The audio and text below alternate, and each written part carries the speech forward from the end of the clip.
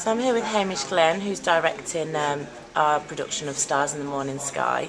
I wondered if you could just tell us a little bit about the play, please, for those that aren't familiar with the story. Sure, it's a play from 1980s in the Soviet Union, the then Soviet Union, and it's set just outside Moscow on a hillside in a building that has been resurrected from derelict to house the prostitutes that have been cleared from the streets of Moscow for their Olympic Games.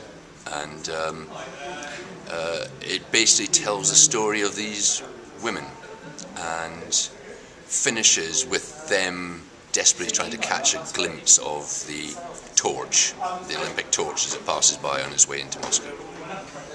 And obviously we've got the Olympics coming up, so that may have had an effect on you wanting to stage the production. Are there any other reasons why you wanted to stage the production now? No, it's really is to do with the Olympics. Yeah. That's really the main idea. And I suppose it's just that idea of those people that are excluded from a major national celebration. In fact, there's a story in the papers today about them closing down brothels in London. So it's quite a timely story as well, isn't it? And they're clearing prostitutes out of King's Cross and things like that. So, yeah, it's about the Olympics, really. And the story's been adapted by Chris Hanan. Do you know whether it will change much from the original story? It's a new version more than an adaptation, to be honest with you. There was a previous English language translation, but it was quite old, and I just wanted to freshen up a bit. And actually, he's had quite a lot of conversations with the writer Alexander Gallen, so there are things that are much clearer in this version than there were in the previous version. And just finally, can you tell us a little bit about what the play will look like in terms of set design and costumes? Yeah, I mean, it's interesting because one of the things we found out was that this building, it wasn't clear in the stage directions originally, used to be a church.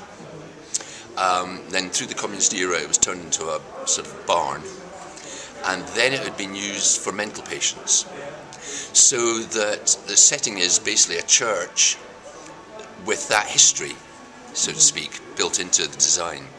So there'll be remnants of when it used to be a church, there'll be remnants of when it used to be a barn, and there's the remnants of when it used to be a mental institution. And costumes will be contemporary.